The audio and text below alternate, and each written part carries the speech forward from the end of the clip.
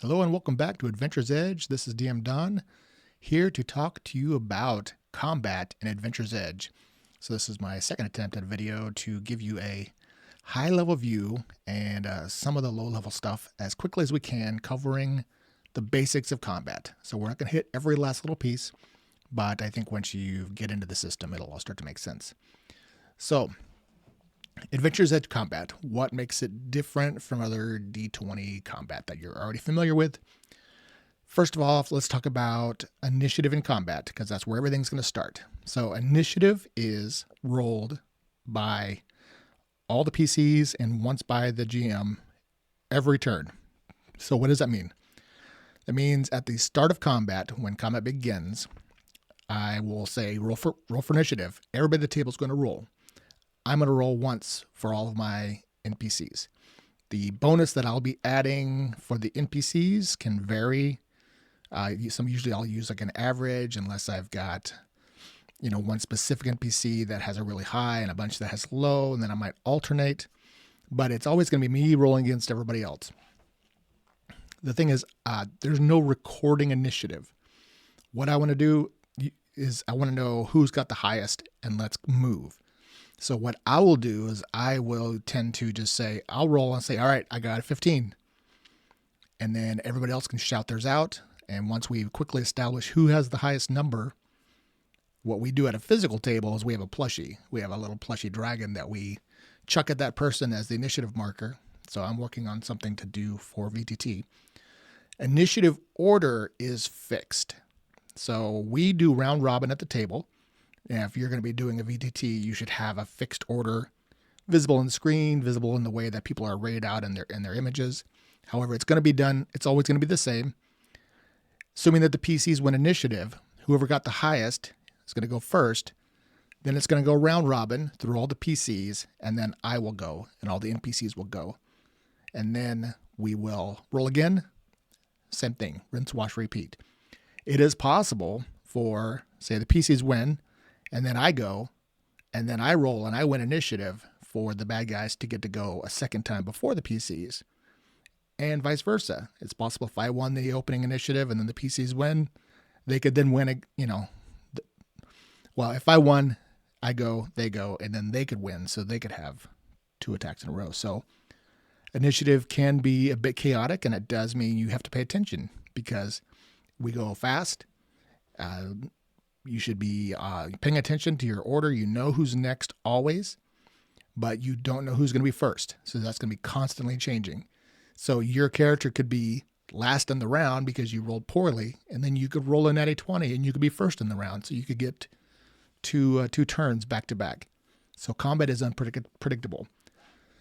So let's talk about natural 20s and natural 1s. So in Adventure's Edge, natural 20s are merits, natural 1s are mishaps.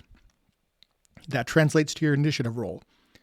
If you roll a natural 20, you get a bonus action for the round. You get 1 free action. So I'll explain actions in a moment. If you roll a natural 1, you lose an action. This just represents you kind of losing track of the chaos of combat. You've got disoriented, and you can lose an action. All right. So that's another thing that can make or break a turn. Your character could suddenly get kind of this surge, and you suddenly get a whole other action to do, which is pretty significant. And then suddenly that opens up new opportunities for you. So that's initiative. Initiative should be fast. You don't track it. You determine who goes, roll, and proceed. All right. And that's initiative. All right. What can you do in a turn? Everybody on your turn, you get 2 actions plus your movement. And this is true. This is static. So unless you roll the 20 to get a bonus action for the round, you're always going to have 2 actions to do. Almost everything that you do is an action. And so let's talk about how you use an action. So an action can be an attack. It can be a parry. It can be casting a spell. Just pretty much anything. If you want to do something physical like climbing, jumping off a horse, just about everything, standing up from prone, all of these are actions. So if you take an action that is not an attack and you are adjacent to a combatant, an enemy combatant, that will invite them to attack you. And that's going to be pretty much across the board. So a non-attack action next to somebody who you are engaged with melee with always will invite an attack. All right, so let's talk about actions then, and the order of the way you can do your actions. So there's basically 3 ways you do an action. And you've got your actions that you do on your turn. You've got reactions, which are actions you take out of your turn in response to somebody. And then you have a combined action. So a combined action uses all of your turn's resources to do one thing. So there are a few different combined actions in the system. One such example is a killing blow, where it uses both of your actions and all of your movement to do a killing blow. Okay. So I talked about doing things. Let's talk about your movement and how you also do things in response to other people. So on your character sheet, you have your combat move. Let me go ahead and just share that real quick. Let's pop a character here up. So on the character, you'll see, well, first of all, I should probably mention you have your initiative here at the top, right? It's readily visible, top right corner of your sheet. That's your initiative. It is your dexterity bonus plus your wisdom bonus. That's how this character has 3, because they've got a 2 plus a 1. There are very few things in the system that give you increases to your initiative. So there are some class features that can give you bonuses to initiative, but otherwise it's pretty static. Okay, so moving down then, let's talk about your movement. So everybody has right here your combat move. Now this is slightly different from your stride, and I'm not going to get into stride. Strides for moving outside of combat or for racing and that type of things. Your combat move is how many spaces you can move on the battle mat. That's 5-foot spaces in a turn as part of your move. Now, movement can be spent before, in between, or after your actions. So yeah, you could move a space, take an action, move 2 spaces, take an action. Okay. You can also trade in one of your actions to get more movement. So you could sacrifice an action to get another set of movement. So if my character has 4 movement points and I need to move farther than 4 in a turn, I can sacrifice one of my actions to move 8. So I could, at that point move 8 spaces and still have 1 action to take. Or if you really wanted to just full on run, you could just say, all right, well, I'm just not going to take any actions. I'm going to move 12 spaces to get as far as I can across the map. So that's how movement translates to actions. So your movement points are used a few other different ways. You can use a movement point to turn up to 90 degrees. Now, if you're moving as already part of your movement, like if you move 4 spaces, for every stretch of movement, you can actually turn 90 degrees. But this is, in general, a response repositioning. So let's talk about movement out of your turn, movement as a reaction.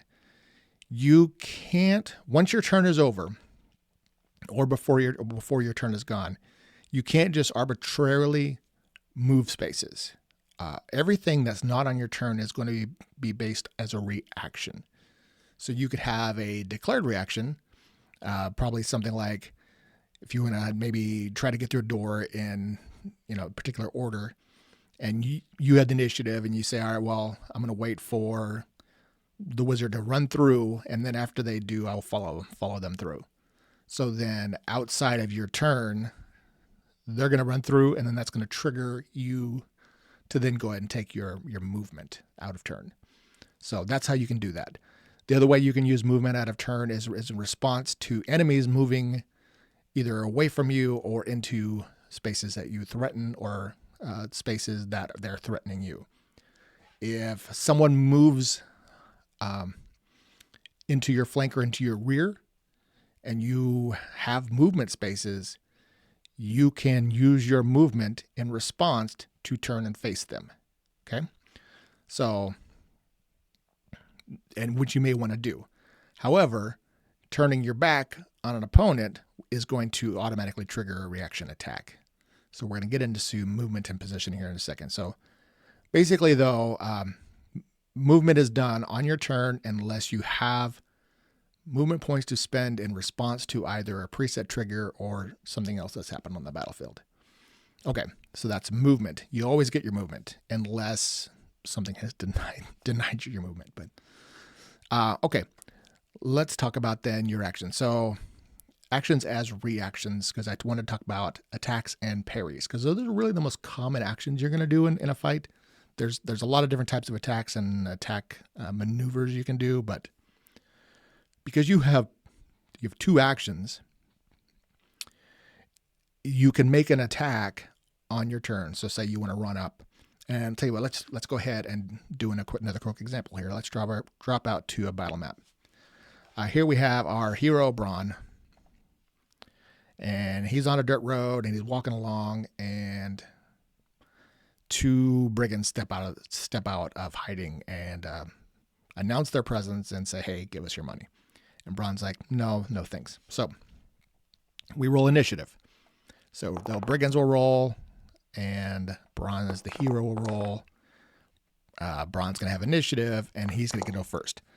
So looking at the map here, Braun's like, well, I'm 4 spaces away, and what can I do with that? So he could, at this point, he's got 4 movement points.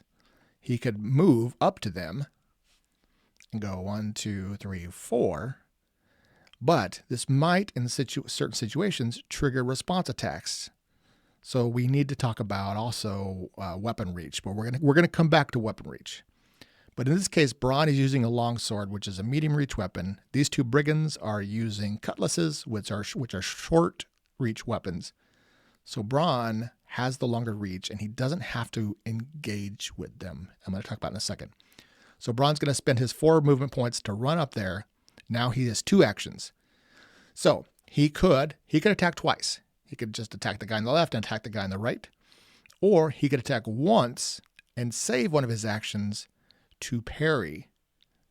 So when they attack him, he's less likely to get injured. So we'll just say that's what Braun's going to do. So he's going to say, all right, well, I'm going to use my shield against the guy on the left, and I'll make an attack against the guy on the right. And then he will roll a d20. And actually, before he rolls, then the attacker will have to declare whether or not they're going to parry, because the parry will increase their defense. So we can talk about our different combat numbers here. So that would be, though, an attack, and then he could save his second action on their turns to parry. So let's talk about the numbers on your sheet and what they mean. So in combat, every character has a number of different specific numbers you have to be aware of. You have your attack bonuses. You've got 3 different attack bonuses. You have your strength attack, you've got your dexterity attack, and you have your spell attack. Strength attack are going to be for most weapons. Dexterity attack are going to be for most bows, but also for light weapons that are either dex weapons or versatile weapons. And spell attacks are for attacking with spells. So that's the number you're going to add to your d20 to determine whether or not you hit somebody. The base number you need to hit somebody is their DB, or defense bonus. So Braun has an 18 DB. Your defense bonus, your default defense bonus, is your dexterity stat plus whatever number of armor you're wearing. So Braun has a DB of 18. He got that because he's got a 14 dex, and he's wearing a heavy gambeson, which gives him +4. That's how he gets an 18 DB. Now, there's other ways to enhance your DB as parts of reactions. You've got dodge, parry, and shield. So parry is your DB plus half your ranks in combat. So Braun has 6 ranks in the combat skill. That means he gets to add 3 points as a parry, which gets him to the 21. So Braun can use a reaction to parry. Now, because parry is going to be one of the most common types of reactions to use, I need to just explain it real quick. So if you have um, 5 ranks in combat, you can use a reaction to parry 2 attacks. If you have less than 5 ranks in combat, when you use a reaction, you're only going to be parrying 1 attack. For each additional 5 ranks you have, you parry 1 additional attack. So once you get to 10 ranks, you could parry 3 attacks as part of 1 reaction. Okay? And then it keeps going up. You get to 20 ranks, whatever. Every 5 more ranks, and eventually when you're, you've got 25 ranks, you're going to be this mad parrying fiend like The Witcher, and you're going to be parrying, half a dozen different people. That's still going to be treated as using 1 reaction. So that makes your reactions more and more valuable as you increase in skill. And that's one of the primary ways that you get better, because in general, the numbers don't get bigger. The effectiveness of your numbers increases.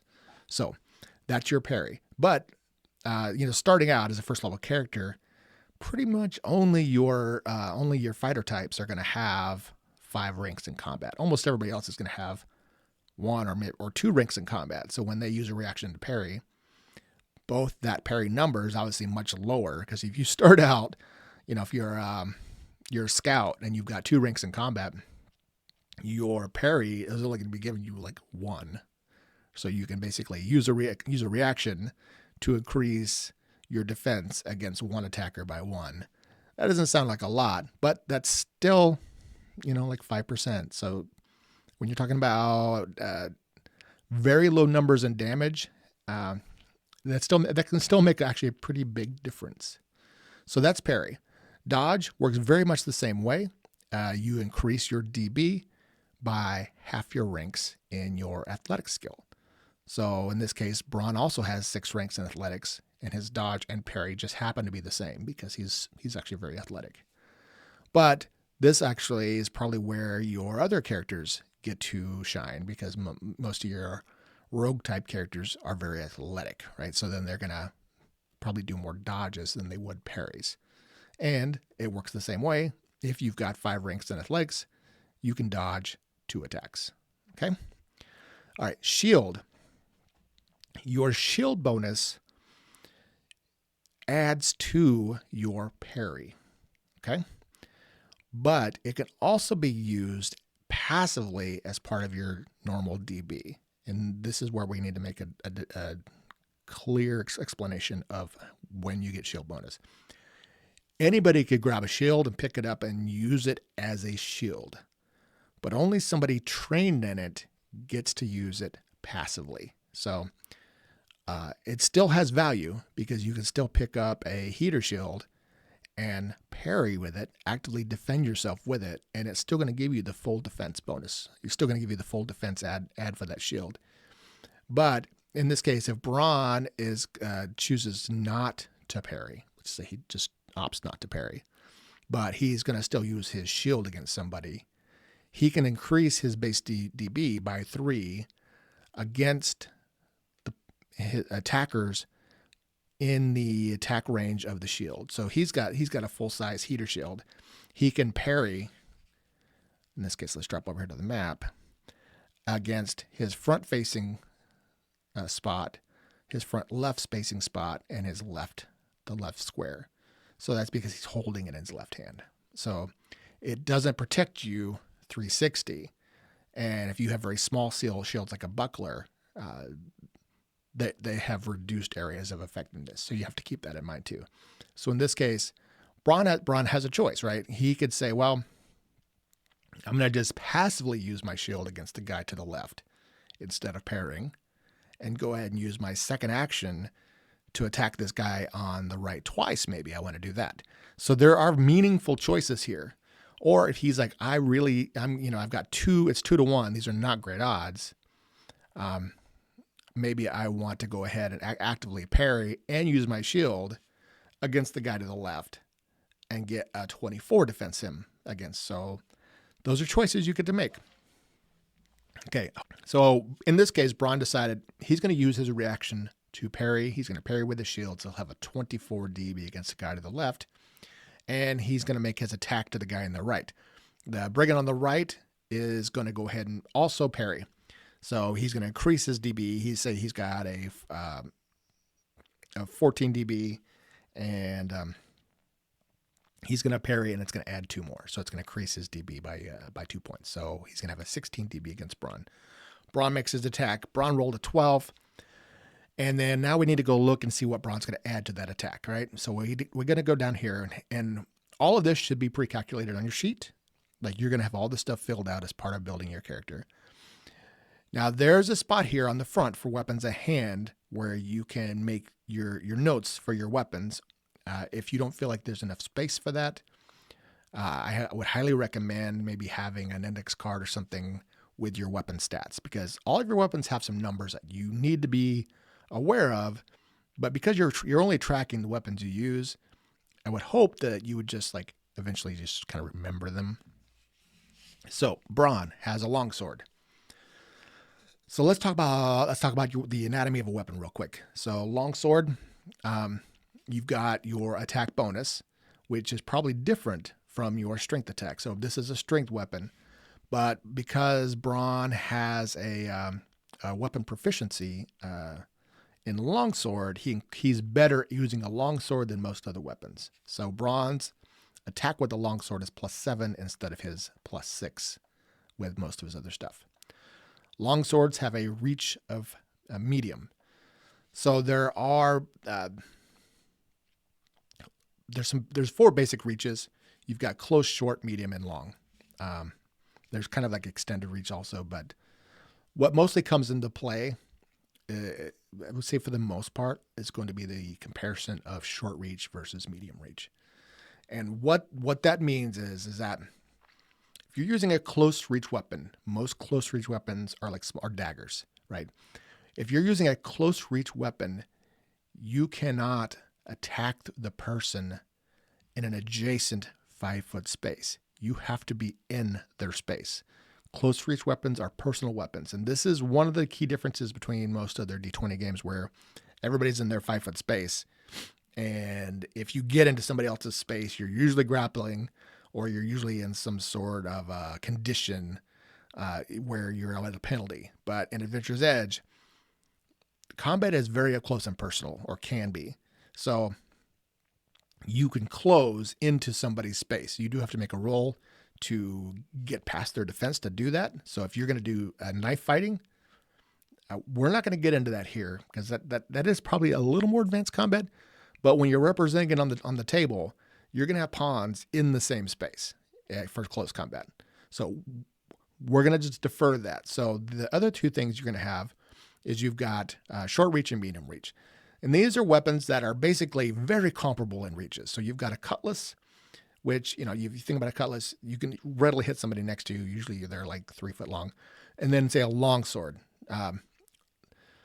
Medium reach weapons are basically going to be your longer weapons, going all the way up to like a 2-handed greatsword. So it's going to be things that they're longer than most of these shorter blades that you're used to thinking about attacking each other next to each other.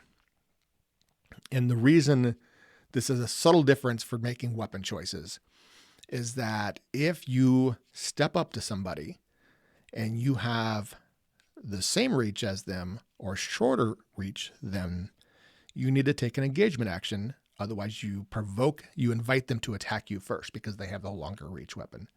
And to do that, all that means is that you need to spend 1 extra movement point you move up to them a little bit slower. So in this case, looking at that map, I had started them out. Braun was 4 spaces away. He didn't have an extra movement point to engage with them. So he could have opted to not, like if he had the shorter weapon or he was using a cutlass and he just ran up to them, even though it's his turn, because they have equal reaches, that actually would invite the enemies to attack and defense against him. So, but because he has the longer weapon, he has the advantage and it doesn't trigger. Now, it does actually kind of work the exact same for disengages. So if you have the longer reach with somebody, you can freely step away from them and not provoke. attacks. But if they have the longer weapons, you have to spend two movement points to disengage, or they'll get an opportunity to attack you. Or they can actually, if they've got movement points, it invites them to follow you. So if you spend, you're like, all right, well, I'm going to step back, and they're threatening you, they could just chase you, right? So then they can move up as a response to you. So in this case, though, Braun had the longer weapon. That gives him a great advantage. He didn't have to use that extra point to engage. So he was able to run up and make his attack. So now let's see how much damage he did. Because Adventurer's Edge is a single die roll action resolution. So Braun rolled a 12. Now we are over here in the chart. This is all about simple math. Braun has a +7, so we know 12 + 7, that's 19. Now, I already told you that this guy had a 14 DB, and he's going to parry, so that added 2.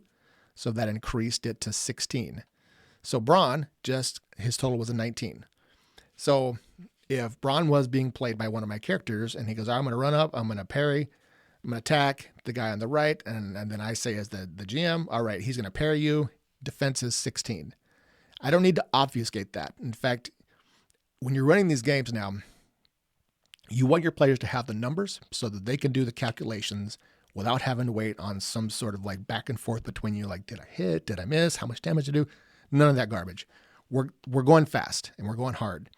So I'm going to just tell you, yeah, you can see he's kind of fast, and he's wearing, he's wearing a light gamison, DB16. So now you know what you need to hit that guy with. Now, again, I could choose not to parry, and that could go lower, right? They don't have shield. So Braun got a 19 attack. He knows he's attacking the guy for, again, 16. How does he determine his damage? Simple math. 19 minus 16. That's going to be 3 over the DB, and that is going to be the base damage. Now, Braun does have a modifier on his attack range. Now, let's talk about the next part of your weapon. You have your damage range. Every weapon in the game has a damage range. And your damage range is modified by your stats, and this is all pre-calculated, like when you're doing your build. So Braun's using a longsword. On the weapon tables, a longsword does 1 through 8 plus 1. And this is actually super important. Most weapons don't have a plus after them. There's just a few on the table there. We could kind of go look and see, but you can just go through and look at different weapon types. You can see most of them are like 1 through 3, 1 through 4. Some of them, war knife, 1 through 4 plus 1. What those pluses are, that just shows you that the weapon is just a little bit more dangerous. And the key benefit, other than getting that extra point of damage, because the way we're doing math and we're subtracting, even though in this case the brigand has a 16. So technically a 16 hits, but if you don't have that a plus after your attack range, a 16 is 0 damage. So this is where some weapons are more effective, because you are doing damage at a lower attack number. So if Braun's total, instead of getting a 19, if Braun's total attack with his roll plus his attack bonus had been 16, it'd be 16 minus 16, which is a big fat 0. But Braun has a +2. So on a hit, his minimum damage is going to be 2, which is nice. So in this case, though, Braun got a 19. 19 minus 16, that's 3. Plus 2 is 5. Now, let's go look at Braun real quick here. How did we get this? Because now we're looking at a sheet. And if you look at the equipment table, a longsword is 1 through 8 plus 1. How did Braun get a 1 through 11 plus 2? Pretty simple. Strength weapons, your damage range is increased by your strength bonus. Braun has a +3 strength bonus. So instead of 1 through 8, his attack range, his damage range with a longsword is 1 through 11. He also has another class ability that gives him +1 point of damage with longswords. So he gets, with a longsword, which is his best weapon, he gets +1 to hit and +1 to damage. So that is why he has +7 on his attack roll, and he has 1 through 8 plus 2. So you're not adding anything else at the end. So you're not adding your strength bonuses or anything like that to the end. It just increases the damage range. And all damage is based on how well you hit. There's not a binary, oh, I hit, I roll damage. It's how well did you hit? It's pretty simple. So he got a 19. So that's going to be, like I said, 19 minus 16, that's 3. So that's going to be 5 points of damage. Okay, now let's talk about the last little bits on what your weapon does. Every weapon is going to be, we're just going to focus on melee, well, not melee, just physical weapons. Your weapons are going to have damage types, which are slashing, piercing, and crushing. And the reason those are different is because, some creatures that you attack might have resistances against your damage types, but also the damage type determines the bonus effect of the weapon. So all attacks can also incur bleeding and or stun, and I want to cover those. So bronze weapon as a longsword is actually one of those where this is another choice he can do. It's a versatile weapon in the sense he can do slashing attacks or piercing attacks. He can do thrusts.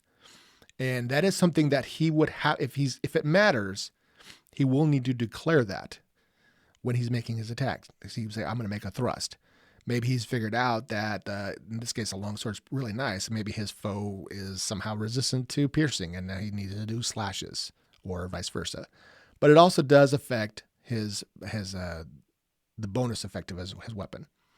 So let's just talk about this, because these are things that you just should be able to immediately calculate and give back to your GM. So on a regular attack, if you do 5 points of damage net, that triggers the first bonus effect from your damage type. So if Braun was doing a slash, in this case, he did 5 points of damage.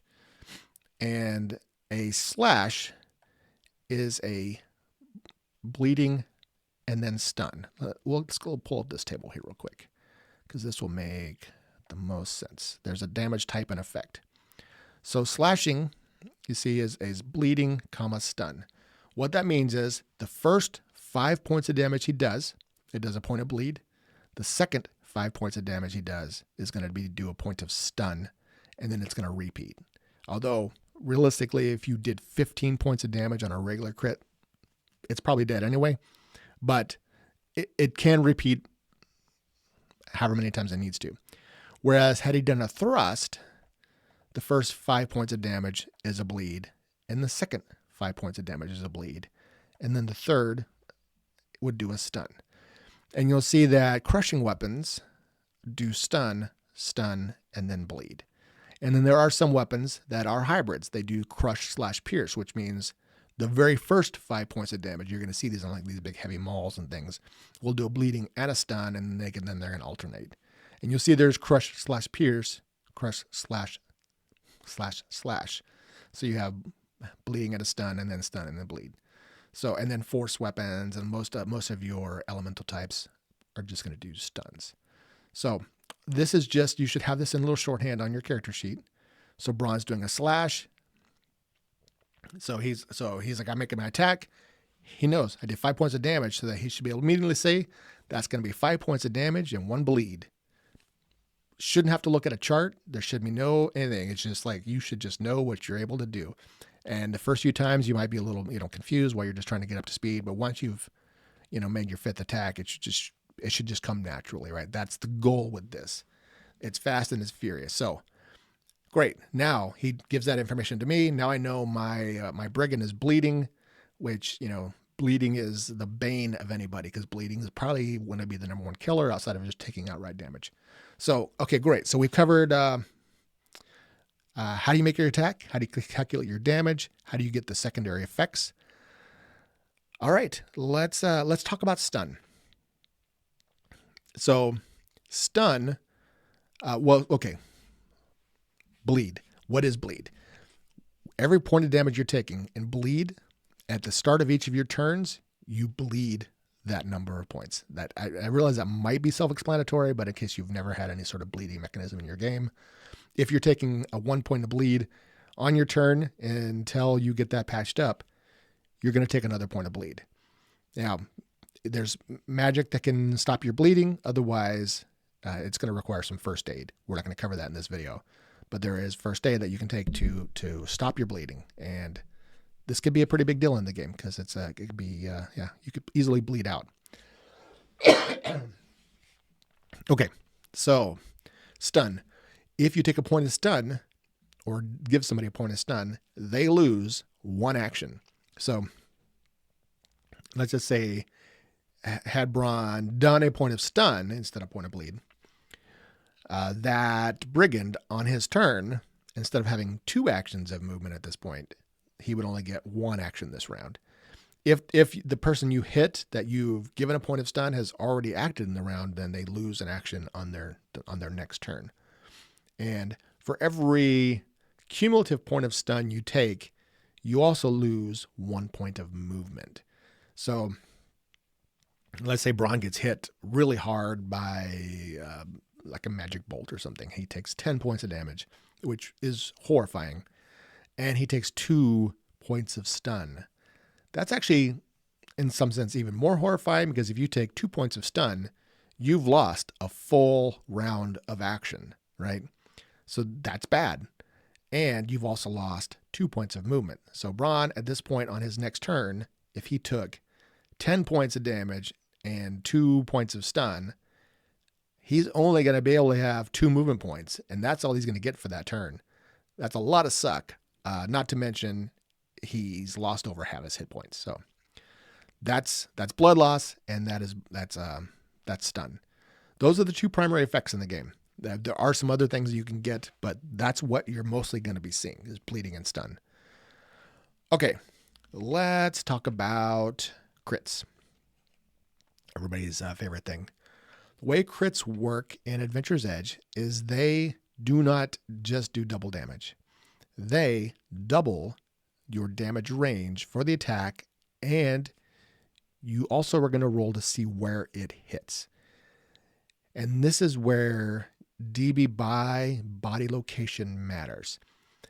So when I was really kind of working through the game, I knew I wanted to have the reason why you would wear different types of armor, but rolling hit locations every turn is just slow. That's the way it is. So hit locations only matter on critical hits. So let's just say, instead of, let's just say Braun got a natural 20. Yeah, you can't just make these. Anyway. Oh, so close. Okay. So Braun rolls, we'll say this. He rolls, he gets a natural 20. What does that mean? Well, the first thing is it's a critical hit if the total would hit. You're thinking, well, there's probably not a lot of cases where that's not going to be the case.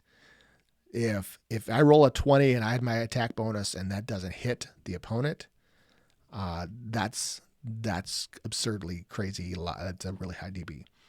But when we get to higher level play and people have really high defenses, or they throw up some magical defenses, and he rolls, I get a 20, he adds a 7, and they throw up something that gives them plus 10 to their defense for the round, that could negate that becoming a critical hit. So that is important.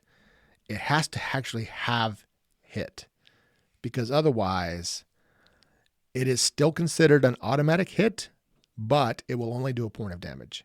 So if you roll a 20 and your total does not hit your opponent, it's not a crit. You just get 1 gratuity point of damage, and it sucks to suck. But if your 20 does in fact net result in a hit, before you calculate that damage, you very quickly roll again to see where that hit landed.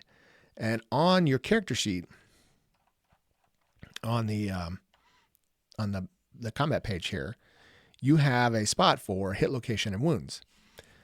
And let's just say, looking at Braun, had somebody rolled a 4 on Braun as far as the hit location, Braun's DB for his lower right leg is 14. So Braun's wearing a heavy gambeson, which kind of covers to his upper leg and it covers his upper arms.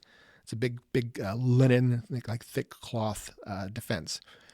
He has less going on his lower legs. So that actually could mean more damage by hitting a less armored part of the body. So in this case, he rolled a 4 on the brigand, and conveniently the brigand has a 14 dex, and I'm just saying he's just wearing a light gambeson and he doesn't have anything else. Maybe he has a buckler, but he has nothing on his lower legs. So his lower legs, in his case also, in addition to Braun's, is a 14. So then we know Braun's total attack is 20 now, plus 7. That's going to be 27. It's going to be 27 against 14. Now we're talking some crazy damage. So 27 minus 14, then, the math gets like, what is that? So you're talking about 13 damage. So normally Braun's damage range is 1 to 11, but because it's a crit, his damage range is potentially doubled. So Braun is allowed to do 1 through 22 plus 2. He always still gets the plus 2 at the end. That's not part of the damage range. So anything with a plus, regardless of what the roll is, you get your plus at the end. And that's true. That's true when you have that minimum damage. So so in this case, that's a lot of damage. So he's going to be 13 plus 2. That's 15 damage. And now we're talking pretty major damage. So that's where that crit is probably going to take this guy out. So that's where Braun's player would say, well, that's 15 damage. And that is because he will say he did a slash. That is bleeding, slashing, and then it repeats because it's 5, 5, and 5. He got 15, right? That's 3 increments of 5. That's going to be bleed slash bleed. So that's 2 bleeding wound and and a stun. So 2 points of bleed and a stun and 15 damage. And that actually triggers something because the number of increments, the number of 5-point increments you do on a crit also descriptively determines how bad that is. Because on a crit, in addition to the bleeding and stun, each of those 5 points also does a point of wound. So on the brigand, he's going to record on his lower right leg, he took a 3-point wound. And a 3-point wound, unlike the lower ones, descriptively is considered to be a mortal wound. And this is where the game master has basically judicial power to decide the effects of that wound. But basically, they're catastrophic. So I, as the GM, saying, all right, Braun, you slash, you got your crit, you hit him in the lower right leg, you did 15 damage, and you chop his leg off at the knee. And he's downed because he doesn't even have 15 health points. So he's down, he is stunned, he's bleeding, he's gushing 2 points around, and he's lost part of his leg. That guy's out of the fight. So that is how a crit can basically take somebody out just like that. So it's not about doubling your damage, it's about doubling your range. But because you are rolling a 20 and you have the opportunity to potentially hit less armored parts of the body, you can see how the math does make, like, it effectively is going to be giving you double damage because, you can chop feet off, you can chop hands off, you hit them in an unarmored neck. So when you're, as a character, you're thinking about, well, what armor can I afford?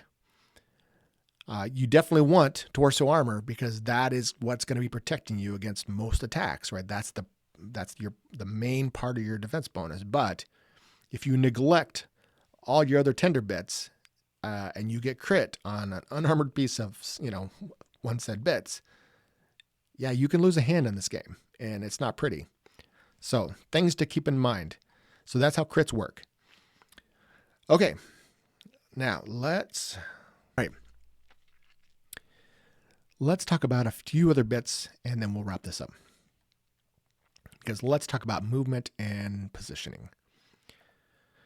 So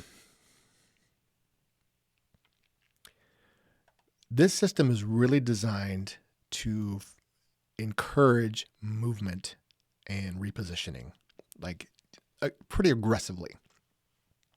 And that's been one of my complaints about other systems similar to this, where it almost seems like you're penalized for moving. If you move and then suddenly you don't get both your attacks, or there's really no advantage to moving because there's no facing. Adventure's Edge is all about facing, reach, wounds, bleeding, without getting bogged down into tables. So looking at your character, you do have a facing, and you can see on a 5-foot grid, right? You've got 8 different faces.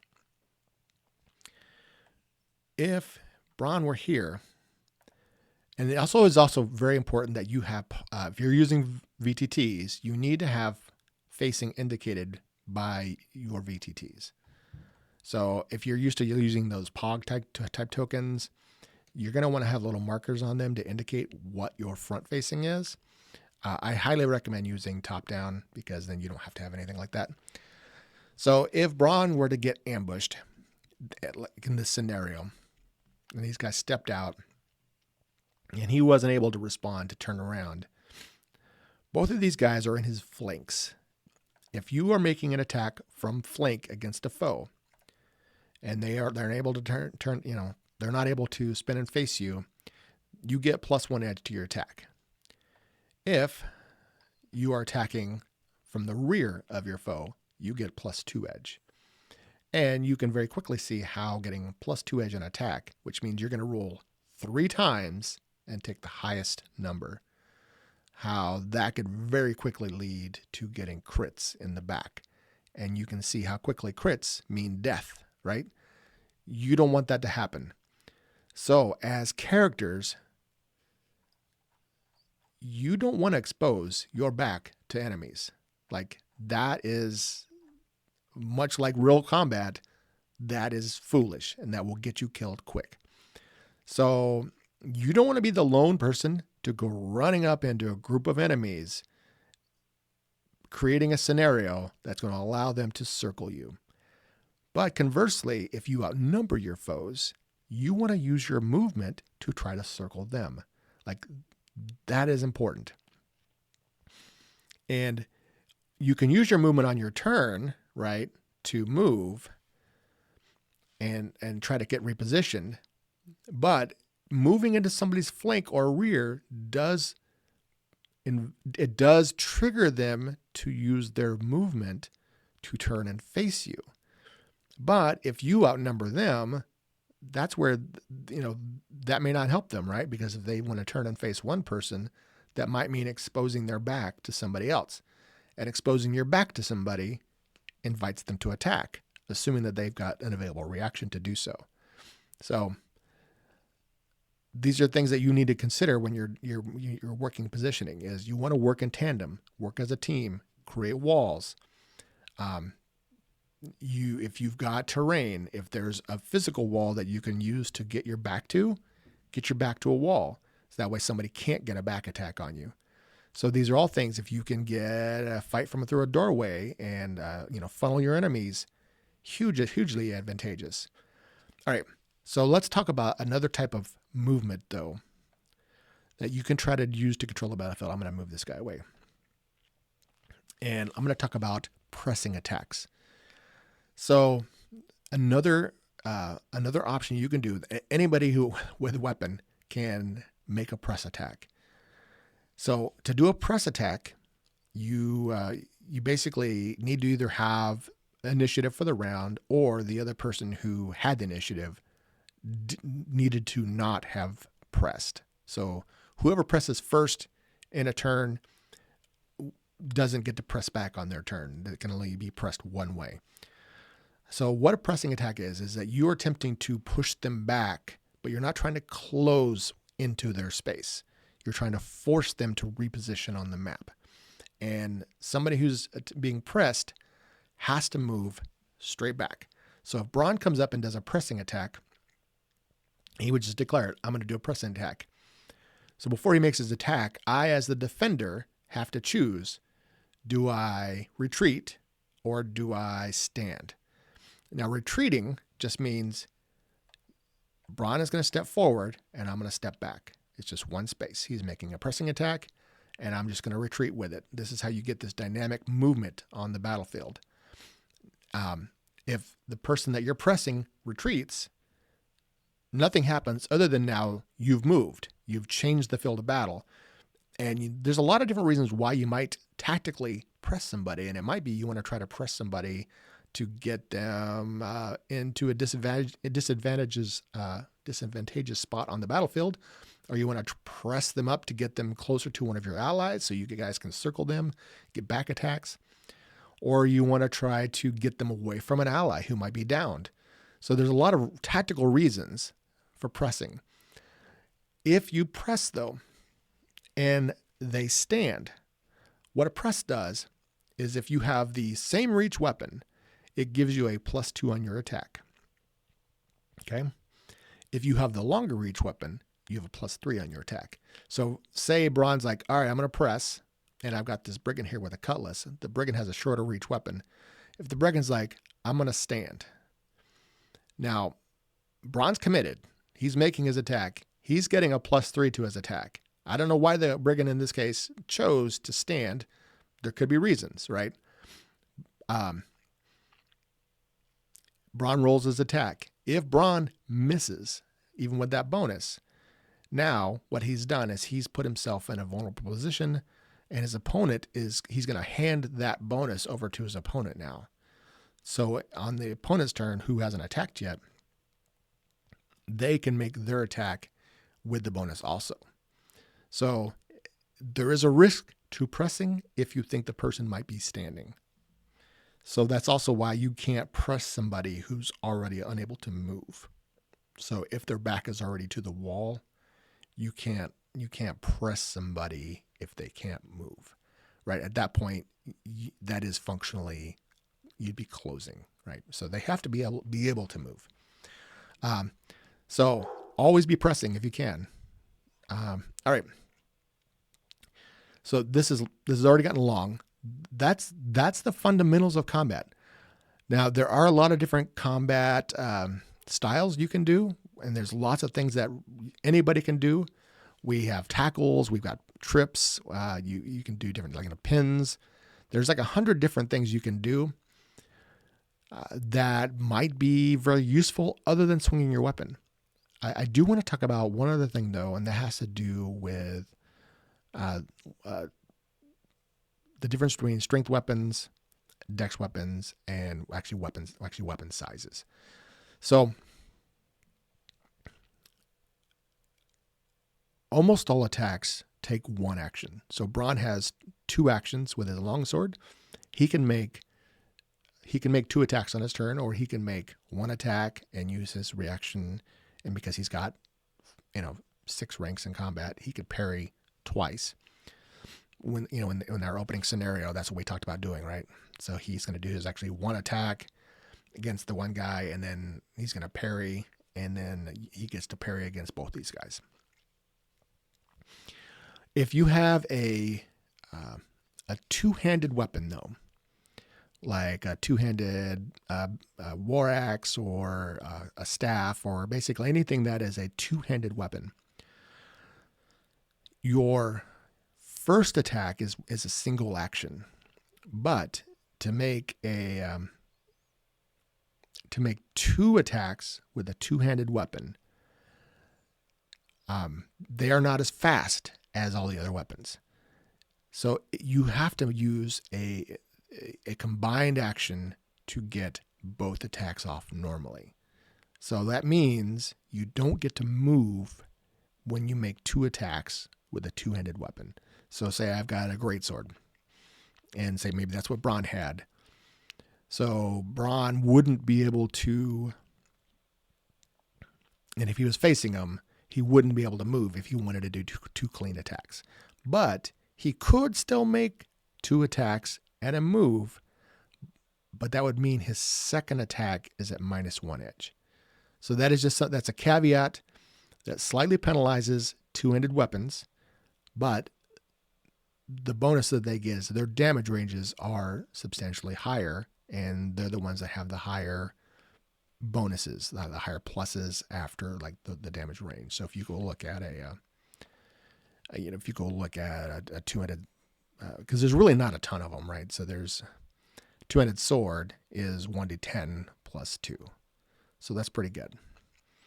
And then if you think if somebody was focused in that, they might have, and that's before strength, right? So if you've got a 16 strength and you have weapon specialization, that's going to be a 1 through 13 plus 3, which means, in most cases, that's going to be a minimum of 4 damage. So on most hits with a two-handed sword, you're going to be hitting, you're most always going to be inflicting bleed, and probably very frequently bleeding and stun, which can be devastating on the battlefield. So that is just something to keep in mind with the two-handed weapons. Yeah, you can still make that second attack and move, but you are at -1 edge. Otherwise, you have to sacrifice your move. There are obviously dex weapons and versatile weapons, and I actually should probably just mention that, because I was clear that if you have a strength weapon, your damage range is increased by your strength bonus. For dex weapons, your damage range is increased, but it's only increased by half your dex bonus. So if you had a 16 dex with a +3 bonus, and because the way everything is rounded up, that would be 3 divided by 2, but it would round up. So you would actually increase your damage range by 2.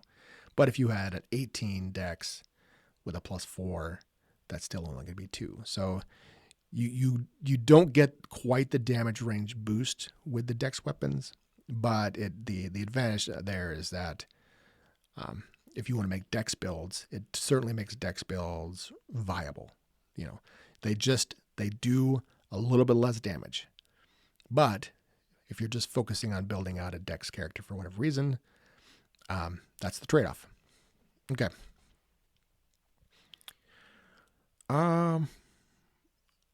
I think that's going to be all I'm going to cover. This took a while to cover everything. We didn't really get to ranged weapons, but that's okay. Everything works kind of the same. Ranged weapons have reload times, which means how many actions it takes you between attacks to reload your weapon. And there's thrown weapons, which are how many spaces you can throw a weapon, that type of thing. So that's the high level. I think that's going to cover. Everything we need to. And don't worry, this is pretty simple. Like, there's no damage dice. You should be able to calculate your hits very, very quickly, especially once you're familiar with what your weapons do. Spells work the exact same way. You get all your spell attacks have damage ranges. So if you're doing a firebolt, you might have a 1 through 6 plus 1, something like that. Works exactly the same. All the attacks work exactly the same. So it's pretty easy, and it is fast.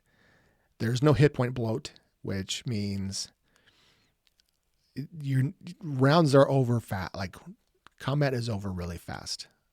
Even in the fights we've had and the play test I've been doing, if a fight goes 3 rounds, that's pretty surprising, because usually 2 hits and just about everybody's down, right? People just go down fast. That's just the way it works. And it works the other way around too. So it requires a new degree of strategy, that you're not going to ever be somebody with 40 hit points. That sword's always going to do that amount of damage, whether you're 1st level, 10th level, 20th level, right? There's not a lot of opportunities to increase your damage ranges. Yeah, magic weapons, certainly, you're going to get better. What's going to happen is at high levels, you are just going to be like maxing out your attacks more, right? So that's where you're going to see, like, well, I want to get better. Well, yeah, at low levels, right, you're hitting and you're like, crap, I'm rolling decent, but they're wearing armor and I'm doing like 2 and 3 points of damage. Well, that because you're not super, you're not a superhero yet.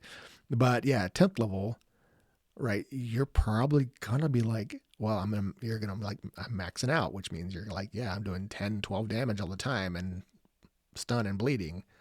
And that's where you can start taking out people like in larger quantities. But you're always going to be vulnerable, right? So your parries are more effective. You can parry more people. But if you expose your back and somebody backstabs you, you know, you're going to die, right? So you don't want that to happen. So strategy is important. And that's going to be the key, and always be pressing. So let me know if you have questions, and thanks so much, guys.